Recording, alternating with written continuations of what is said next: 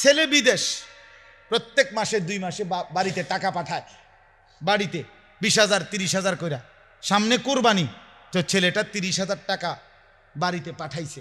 পাঠানোর পরে এখন এই 30,000 টাকা দিয়া তার বাপের নামে বা মার নামে কোরবানি দেয়। অ্যাভেলেবেল গ্রামগঞ্জে কোরবানি দিচ্ছে কার নামে? মা বাবার নাম। ভালো কথা, মা বাবার কোরবানি তো আদায় হলো, মা বাবার নামে কোরবানি দিছে, তাদের কোরবানি হইছে, মনে করেন সোয়াব হইছে, ঠিকই আছে সব।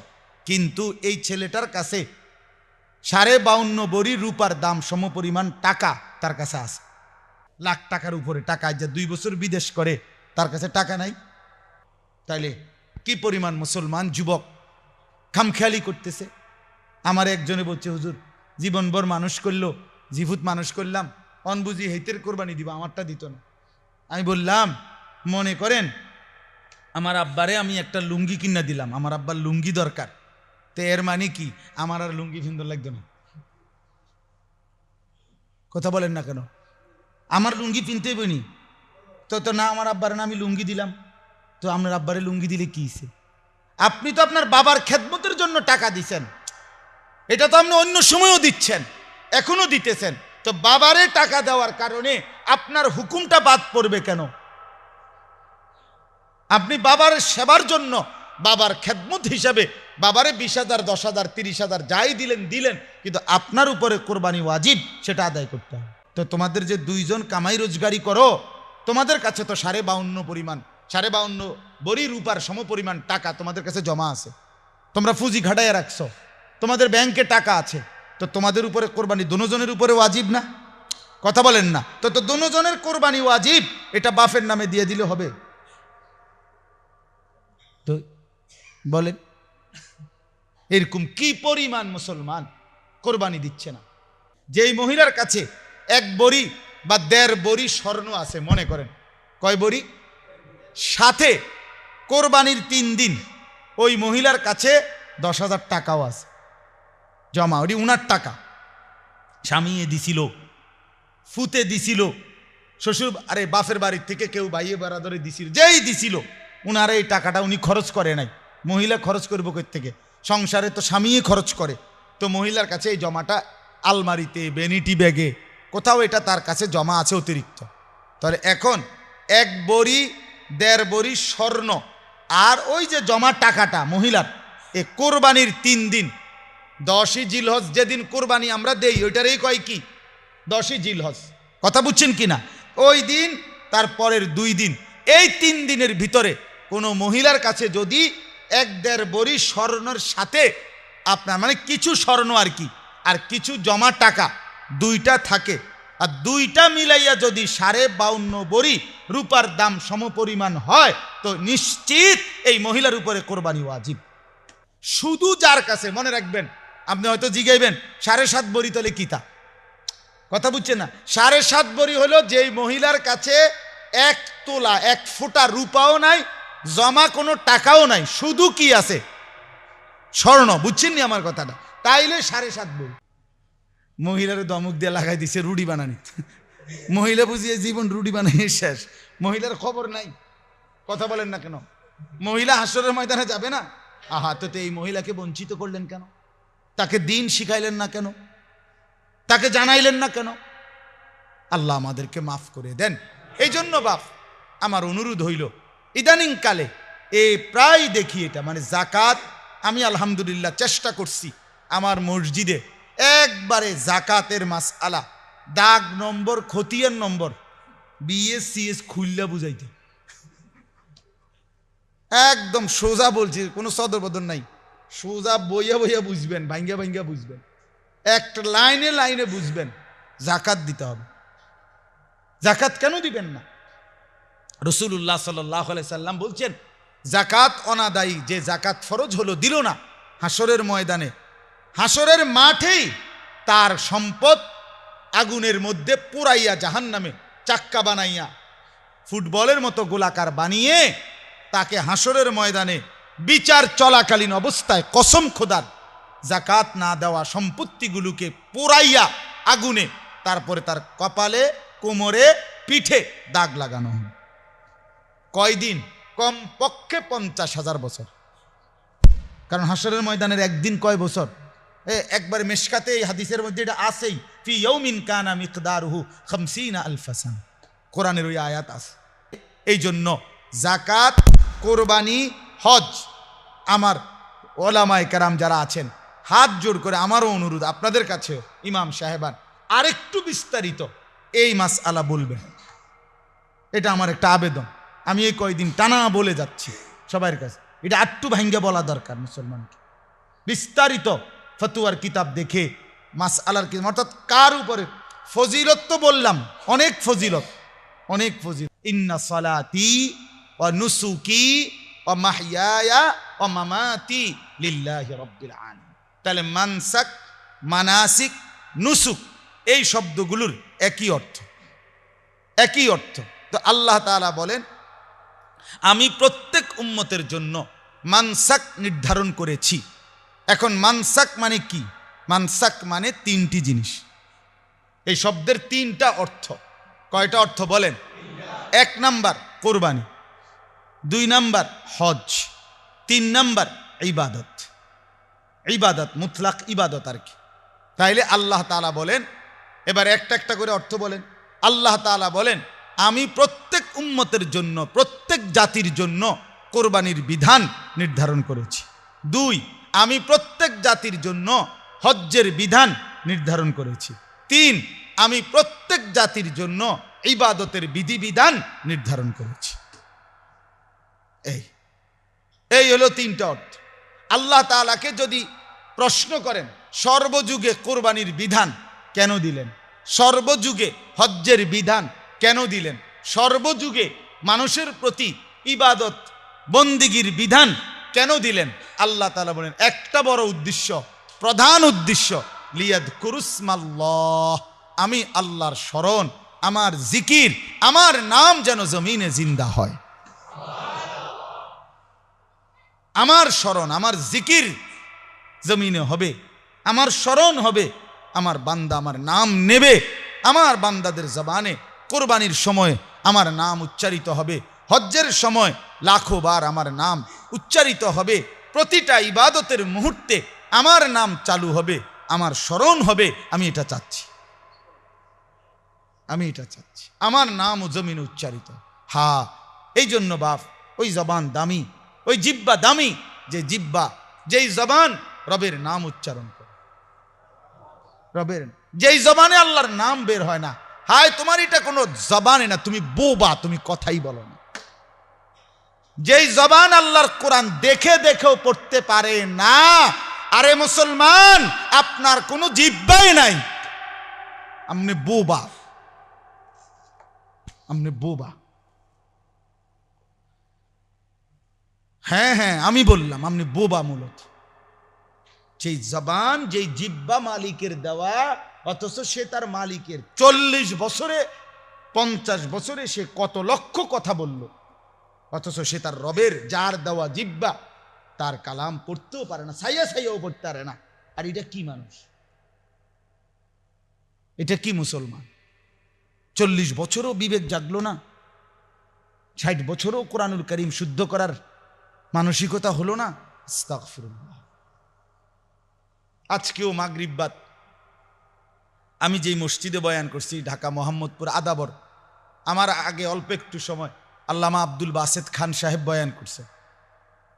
হুজুরে এই কথাটাই বলছেন যে আমরা সবাই জানি আল্লাহর কোরআন, কোরআন শরীফ শুদ্ধ না হইলে নামাজ হবে না, অথচ প্রতিনিয়ত নামাজ পড়ছে। বেচারা নামাজ পড়তেছে কষ্ট করে, উজু করতেছে কষ্ট করে, শীতের রাতে আগে আইসা জামাতের জন্য অপেক্ষা করতেছে, সবই ঠিক আছে, অথচ সূরা কেরাত অশুদ্ধ, কোরআন শরীফ অশুদ্ধ। তাহলে এই মুসলমানের কি নামাজ হচ্ছে? আপনি যে সুন্নত পড়েন আগে পড়ে, তো এগুলোর কি দশা? ফাইদা কুদিয়াতিস সালাহ ফান্তাশিরু ফিল আরদ ওয়াবতাগু মিন ফাদলিল্লাহ ওয়াযকুরুল্লাহা কাসীরা। এই যে আল্লাহ বলে বান্দা নামাজ শেষ হয়েছে, আচ্ছা মাশাআল্লাহ নামাজ পড়ছো না, ভালো, চলো তাহলে যাও, এখন বাইরে যাও, কাজে যাও। তা আল্লাহ বলেন যাও এখন কাজে যাও, আমার রিজিক আমি রাখছি বিভিন্নখানে, তোমার জন্য রাখছি, যাও বের হও, কাজে যাও। তবে শোনো, এই শোনো, বাইরে তো যাচ্ছ, কাজেও যাও, রিজিকও পাইবা, তবে ওয়াদকুরুল্লাহ কাসীরা, আমার নামটা সাথে রাখো, আমারে সঙ্গে রাখো, আমারে সঙ্গে রাখো। ঠিক আছে, দোকানদারি করো, ব্যবসা করো, চাকরি করো, ক্ষেত করো, খামার করো, তবে আমার নাম সঙ্গে রাখো। লাআল্লাকুম তুফলিহুন, আল্লাহ বলে তাইলে নিশ্চিত তুমি সফল হবে, জান্নাতি হবে। আল্লাহ তাআলা বলেন প্রত্যেক যুগে আমি কোরবানির বিধান রেখেছি, হজ্জের বিধান রেখেছি, ইবাদত নামাজ রোজা যাই রাখছি, উদ্দেশ্য কি? লিয়াযকুরুসমাল্লাহ, আল্লাহ তাআলার জিকির। উদ্দেশ্য কি? জমিনে আল্লাহর জিকির হবে, জমিনের পানি, জমিন সিক্ত থাকবে রবের জিকির দ্বারা, আল্লাহর স্মরণ দ্বারা, আল্লাহর গোলামি দ্বারা। এই জন্য বাপ আমার শায়েখ আরিফ বিল্লাহ হাকিমুন নফস আল্লামা মুফতি মুশতাকুন নবী কাসিমি হুজুর প্রায় কথা বলে যে হায় বিভিন্ন শহরে বন্দরে মানুষগুলো রাত গভীরে যেই পরিমাণ আল্লাহর নাফরমানি করে, জিনা, ব্যভিচার, অশ্লীলতা, বেহায়াপনা, মদ, জুয়া, নাফরমানির উৎসব শুরু হয়। রাত যত বাড়ে তখন নোংরামি শুরু হয়। তো আল্লাহ তাআলার আযাব তখন কাছে নেমে আসে, আল্লাহর আযাব যেন চলে আসে। কিন্তু আল্লাহ তাআলা যখন রাত 3:30 4টা বাজে, আবার মালিক যখন দেখে কোনায় কোনায় বিভিন্ন মাদ্রাসা, এই ছোট বড় মাদ্রাসাগুলোর হেফজখানায় বাচ্চাগুলো উঠে গেছে, আর রবের কোরআন নিয়ে, আল্লাহর কালাম নিয়ে হাফেজ সাহেবের কাছে সবক দিতে বসছে হেফজখানার বাচ্চারা, কসম আল্লাহর, হুজুর বলে ঠিক আল্লাহ তাআলা বলে আমি তো চাচ্ছিলাম আযাব দিয়ে ধ্বংস করে দিতে, তো তোদের কারণে পারলাম না রে, উঠায় নিলাম। তোরা যে উঠে গেলি, তোরা যে উঠে গেলি, তোরা আমার এই মাসুম বান্দা আমার কালাম নিয়ে বসলি, বিনিময় যা সবাইরে বাঁচাই দিলাম। এই জমিন টিকে আছে আল্লাহর জিকিরে, আল্লাহর কালামের বরকত। কোন সিটার বাটপার, সুদখোর, ঘুষখোর, কোন মদখোর, গাঁজাখোর, ফুট্টাখোর, বাবাখোর, কোন নেশাখোর, ব্যভিচারীর জন্য খোদার কসম ভোর হয় না। ফজরের নামাজ পড়বে কিছু আল্লাহর বান্দা, তাদের জন্যই ভোর হয়, তাদের জন্য ভোর হয়, তাদের জন্য সন্ধ্যা হয়, তাদের জন্য রাত কেন অন্ধকার হয়? কিছু বান্দা তাহাজ্জুদ পড়বে এই জন্য। ওয়াল্লাযী জাআলাল লাইলা ওয়ান নাহারা খিলফাতান লিমান আরাদা আন ইয়াযাক্কারা আও আরাদা শুকুরা। রব্বুল আলামিন বলে তিনি আল্লাহ যিনি রাত বানান, দিন বানান পর্যায়ক্রমে, খিলফাতান, একবার রাত একবার দিন, একবার রাত একবার দিন। আল্লাহ বলে কেন বানাই? এই ধারাবাহিকভাবে রাত আর দিন কেন বানাচ্ছি? লিমান আরাদা আন ইয়াযাক্কারা, যারা যারা চায় আমি আল্লাহকে স্মরণ করতে, তাদের জন্যে। আমার বান্দা এশা পড়বে, আমার বান্দা মাগরিব পড়বে, আমার বান্দা রাত্রি গভীরে তাহাজ্জুদ পড়বে। আমি যদি অন্ধকার না আনি কেমনে পড়বে? কেমনে পড়বে? লিমান আরাদা আন ইয়াযাক্কারা, যারা চায় আল্লাহর জিকির করতে তাদের জন্য রাত আসে, তাদের জন্য দিন আসে। আও আরাদা শুকুরা, অথবা আল্লাহ বলেন যারা চায় আমি আল্লাহর শুকর আদায় করতে তাদের জন্য রাত আসে, দিন আসে। এজন্য কোনো বাটপার সিটারের জন্য রাত দিন হয় না। ইমানদার নামাজি আমাদের এই লক্ষ লক্ষ কওমি মাদ্রাসার তালিবে ইলম মালিকের কোরআন পড়ে, এদের কারণে সূর্য উঠে, চাঁদ ওঠে। মিয়া আমগরে করুণা মনে করে, আমগরে দয়ার পাত্র মনে করে। হুজুররা হুজুররা আপনাদের আরো ডেভেলপ হওয়া উচিত। হুজুররা মানে হুজুরের গুণ হইতে হইব, হুজুর আপনার ডাক্তারি পূর্ণ জানতে হবে, ইঞ্জিনিয়ারিং পূর্ণ জানতে হবে, অটো চালাইতে হইব, সিএনজিও চালাইতে হইব, একেবারে সব হুজুরের বেলায় আইলে এবারটা 14 গোষ্ঠীর সব বুঝতে হইব। কিন্তু ডাক্তার সাহেব কোরআন শরীফ না বুঝলেও চলবো, মাসলা না জানলেও চলবো, অজু না জানলেও চলবো, এবারটার কিচ্ছু লাগতো না। আমি কা হুজুর হইলাম, আমার রূপে সব চাপাই দেওয়াটা আমার। এটা কোন বিচারের কথা? এটা কোন বিচারের কথা? এটা কিতা সবাই বুদ্ধি দেয়, মানে হুজুররা আপনারা আরো এটা জানা দরকার। ওটা মূল কথা হইল কসম, মূল বিষয় হইল তার কলজাটা যদি খুললা পরীক্ষা করতেন, বের হইতো সে কোরআন সুন্নাহর যেটা আমরা পড়ছি এটা যে কোনো বিষয়ই মনে করে না। ওরা মনে করে আমরা মূর্খ, আমগোটা কোনো পড়ালেখাই না, এই জন্য আমরা কিছুই জানি না। আরে বেটা, সমস্ত পড়াকে এখনো বলে জেনারেল শিক্ষা, আর কোরআনকে বলে বিশেষ শিক্ষা। এখনো কোরআনুল কারীমের এক শব্দের সামনে, এখনো না, কিয়ামত পর্যন্তও না, কোরআনুল কারীমের একটি শব্দের সামনে পৃথিবীর সমস্ত বইয়ের পড়া একত্র করলেও তার কাছাকাছি আসবে না। আসবে মনে করেন? পৃথিবীর সব পড়ার মধ্যে, আমি তিরস্কারের জন্য না, আমি বুঝানোর জন্য বলতেছি, পৃথিবীর সব পড়ার মধ্যে যৌক্তিক অযৌক্তিক, বাস্তব অবাস্তব দোনো কথা আছে, কিন্তু কোরআনুল কারীমের একটি অক্ষরের মধ্যে অযৌক্তিক, অবাস্তব, অবান্তর, অপ্রাসঙ্গিক কোনো কথা আছে কি? তাহলে সব কথা নিখুঁত, সব কথা যৌক্তিক। আমি কানে ধরে বটনি লাগামো 100 বার যদি কেউ বলতে পারে যে আগডুম কিতা, এটা মানুষ না গরু না ছাগল না প্লাস্টিক না বদনা না লোডা না হাফ প্যান্ট না ফুল প্যান্ট, কিতা এটা? আগডুম কিতা বলেন, বলেন, একজন বলেন আগডুম কি, বাগডুম কি বলেন? হাট্টিমা টিম কি? হাট্টিমা টিম, টিম তারা মাঠে পারে, এটা কি? এটা প্রাণী না জীব না জন্তু না জড় পদার্থ না অপদার্থ? এটা আফ্রিকার জঙ্গলের প্রাণী না? ওই যে এখন যে একজন গেছে এই হিমালয়ের চূড়ায় উঠছে, এই কয়দিন হয় বাংলাদেশ, হেরে কত জিজ্ঞাসা বলে, হ্যাঁ কোনো হাট্টি ম্যাটিম আসেনি, আমার কাছে নাম্বার নাই তারে জিগাইলাম, বলে ভাই এদিকে তো নাই, ওইদিকে আসেনি, কিন্তু চান আপনি হিমালয়ে গেছেন, আপনি এত উর্ফে তো থাকার কথা। হাট্টি ম্যাটিম কিতা? এটা কি? রোদ হচ্ছে, বৃষ্টি হচ্ছে, খ্যাকশিয়ালের বিয়ে হচ্ছে, বিয়েটা ফরাইলো কেডা? খ্যাকশিয়ালের এই বিয়েটা কে পড়াইলো? এগুলো এটা কথা হইল যে মুখ চালু করার জন্য, হ্যাঁ এমনি এমনি একজনে উত্তর দিছে আমার একদিন, যে হুজুর এমনি মুখ চালু করার জন্য এগুলো শেখানো হয়। তো মুখ চালু করার জন্য তাহলে আমাদের যাদের আলেম ওলামা দিনদারদের ঘরে মুসলমানের ছোট ছোট বাচ্চা যে আল্লাহর নাম রসুলের নাম বলতেছে ছোট্টবেলায়, তাদের মুখ চালু হয় নাই, মিথ্যা কথা বলে অযৌক্তিক কথা বলে মুখ চালু করতে হবে। আল্লাহ আমাদেরকে মাফ করে দেন। আমার বাপ, আমি রাত হচ্ছে এই জন্য দেরি বাড়াইতে চাচ্ছি না, কিন্তু আমার আবেগ আমি আরো বলতে চাই, কিন্তু মূল বিষয়টা এই কথাটা যে আল্লাহ তাআলা বললেন লিয়াযকুরুসমাল্লাহ, জমিনে আমার সর্বযুগে আমি আল্লাহ চাই এই জমিনে আমার স্মরণ জিন্দা হবে, আমার জিকির। কার জিকির বলেন না? এটা হলো আমার মূল কথা। যে জবান আল্লাহর নাম নেয় না সেই জবান হলোটা কি?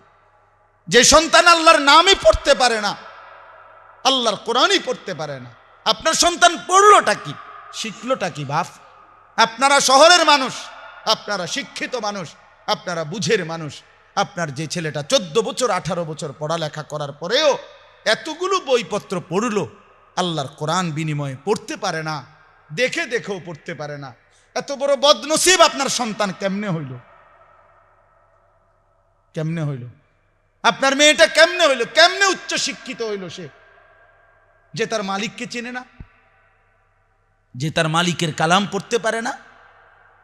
এতগুলো বই দুনিয়ার জন্য, দুনিয়ার প্রয়োজন, ভাত মাছ চাল ডাল, মান সম্মান, বাড়ি গাড়ি, ক্ষমতা প্রভাব প্রতিপত্তি, একটা আমি তো চ্যালেঞ্জ, আমার লগে যদি কেউ তর্ক করে আমি বলতে রাজি তারে, যে তুমি বলো মিয়া তোমার উচ্চ শিক্ষিত সন্তান যতগুলো পদ পদবিতে গেছে বাংলাদেশেই ডকুমেন্টস আছে, মূর্খ বকলম ওই রকম সব পদ নিয়েই বাংলাদেশে ভোগ করতেছে।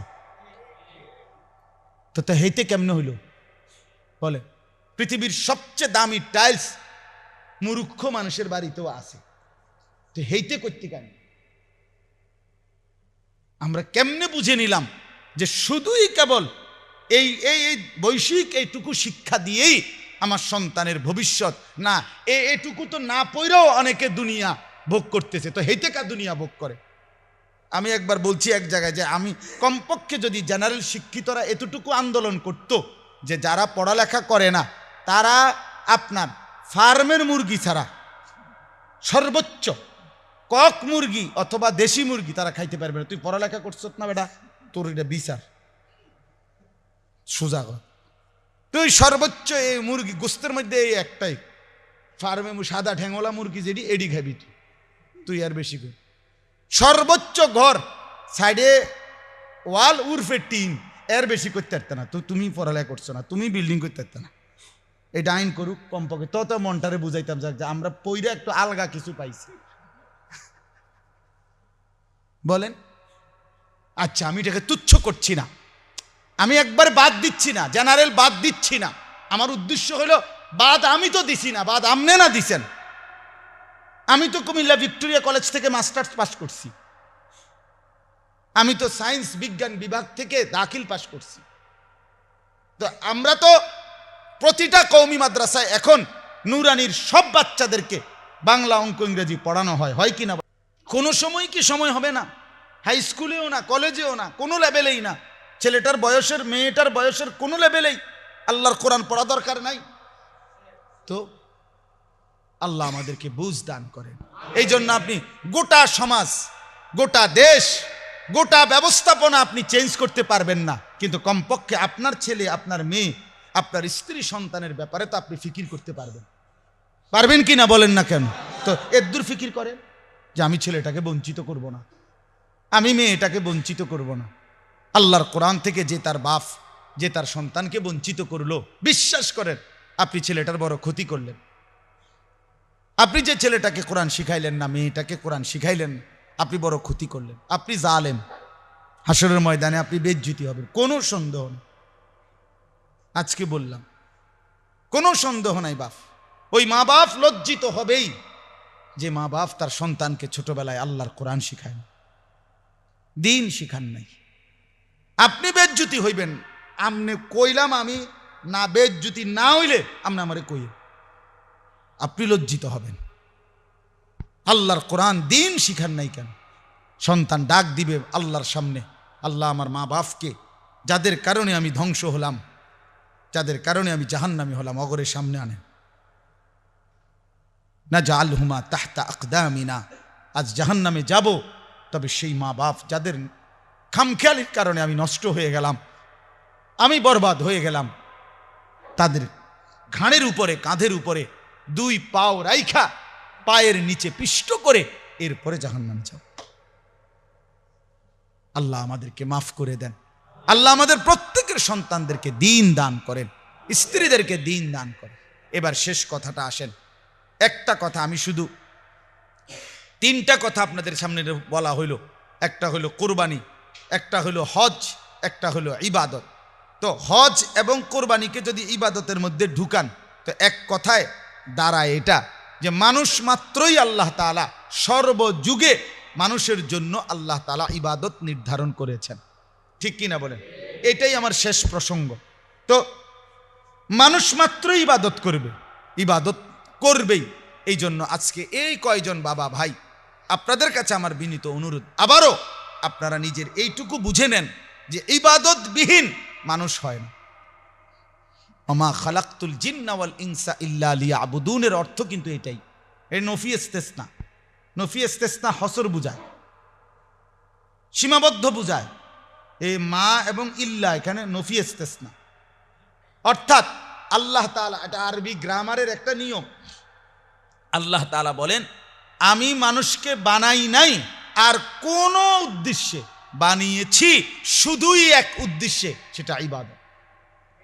অতএব যে মানুষটা ইবাদত করে না, যার দ্বারা ইবাদত হচ্ছে না, সে কোনো মানুষ না। সাফ কথা। এজন্য আমি নিয়মিত বলি যে নওজোয়ান যাদের কপালে সেজদা নাই, তুমি কোনো মানুষ না, তুমি মানুষ না। যে নারী সেজদা দেয় না, যে নারী আল্লাহর বিধান মানে না, সে মানুষ না, সে মানুষ নয়। বলে তো সে কি? আল্লাহ তাআলা কোরআনে বলছেন, সেটাও নফি ইস্তেসনা দিয়া বলছেন, ইনহুম ইল্লা কাল আনআম, তাদের পরিচয় আর কিছুই নয়, শুধুই জানোয়ার, শুধুই জানোয়ার, শুধুই জানোয়ার। ইনহুম ইল্লা কাল আনআম। আমি তো এই জন্য হুজুর ডাইরেক্ট বলি, যেই ঘরে মুসলমান মা বাপ জীবিত থাকার পরেও যেই ছেলেটা খোদার 365 দিনে কোনো দিন ফজরের নামাজ পড়ে না, মেয়েটা ফজরের নামাজ পড়ে না, এরা এই বেনামাজি নাফরমান, এটা কোনো মানুষ না, এ ঘরে মানুষ না। এটা বলে তো এতে কি? এইটা হলো ডোমেস্টিক অ্যানিমেল, যেটা আমি বাইর করছি চিন্তা করে। গৃহপালিত প্রাণী মানে এই বাড়িতে গরু পালে, ছাগল পালে, হাঁস পালে, মুরগা মালে, তার মতো অপদার্থকেও পালে। এইটাও একটা ডোমেস্টিক অ্যানিমেল। যদি জঙ্গলে থাকতো তাহলে না কইতো বন্য প্রাণী, যেহেতু বাইত পালে এটারে, এই জন্য এটা ডোমেস্টিক অ্যানিমেল, গৃহপালিত প্রাণী। ওই প্রাণী গরু ছাগলটাকে খল্লি ভুসি ঘাস খাওয়ায়, আর এই প্রাণীটাকে ভাত তরকারি খাওয়ায়, এই তফাৎ। নাই তো কি বলেন? ইনসাফের কথা বলেন, ইনসাফের কথা বলেন। এই জন্য আল্লাহ তাআলা বললেন প্রত্যেক জাতির জন্য আমি কোরবানির হুকুম রেখেছি, হজ্জের হুকুম রেখেছি, ইবাদতের হুকুম। অতএব ইবাদত, বন্দিগি, গোলামি, সেজদা, বিশ্বাস করেন এটা মুমিনের সিফাত, এটা মানুষের পরিচয়, মানুষের স্বভাবজাত পরিচয়। ইবাদতবিহীন মানুষ থাকতে পারে না। আপনার ছেলেটা নামাজ পড়ে না, এ সুস্থ স্বাভাবিক কোনো মানুষ না।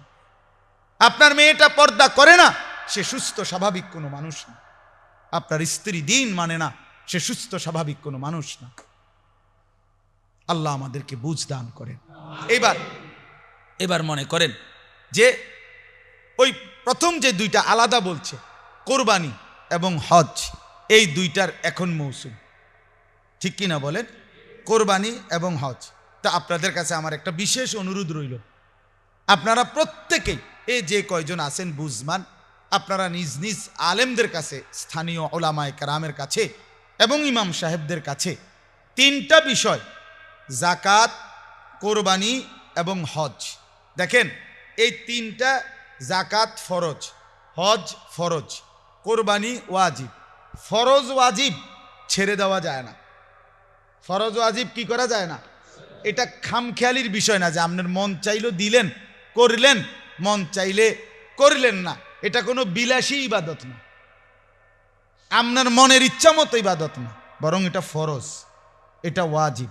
অতএব যেটা ফরজ এবং যেটা ওয়াজিব, আমাদের প্রত্যেকের উচিত এটার ব্যাপারে সর্বোচ্চ গুরুত্ব দেওয়া, ছেড়ে না দেওয়া, ঠিক কিনা বলেন? আচ্ছা, এখন আসেন, যেহেতু যাকাত, কোরবানি, হজ এই তিনটা স্বাভাবিকভাবে আর্থিক ইবাদত। কিসের ইবাদত? মানে অর্থ সম্পর্কিত কি ইবাদত। এই জন্য অধিকাংশ মুসলমানের মানসিকতা হইল যে এই তিন বিষয়ে পূর্ণ মাসআলা, যে যাকাত কার উপরে ফরজ হয়, কোরবানি কার উপরে ওয়াজিব হয়, হজ কার উপরে ফরজ হয়, এটা ভালোভাবে বুঝা নিয়া আদায় করার মানসিকতা অধিকাংশ মুসলমানের কম। এইটা শুনতেও চায় না, নয়সয় করেন ডাইনিমামি কার্ড।